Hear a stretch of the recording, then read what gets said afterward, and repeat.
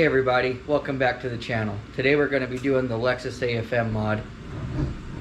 You can pick one of these up off a 90 to 94 LS or SC 400. I picked mine up at the junkyard. It cost me about 15 bucks. Let's get it swapped over. Sorry about the background noise. The furnace is running. It's only like 20 degrees outside. But to take this out, we've got to undo our bracket for our filter, undo our hose clamp, unhook our module, and then pull it out. And I'll see you guys in just a second.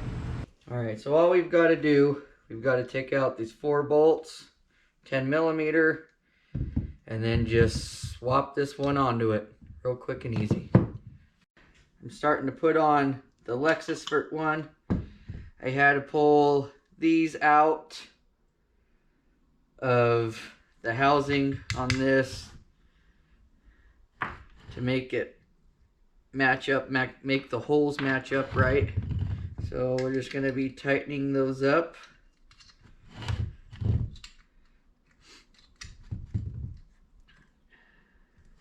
We'll tighten those up in a second. And then all you've got to do, you take the Lexus one out, put your Toyota one back, and you're good to go.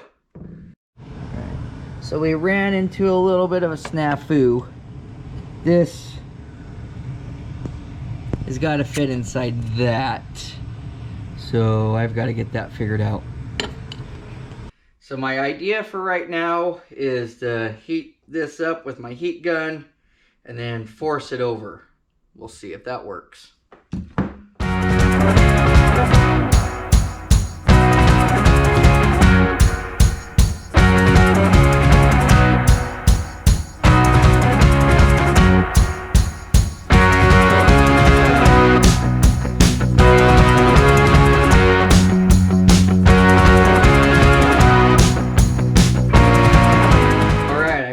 Got this to work with the heat gun, a little pick, some assembly lube, put on the inside and on the lip, and then use my vice bar clamp and held it down to the table for my to be able to hold it steady and get it on there. That was a pain in the ass. This goes on to the turbo.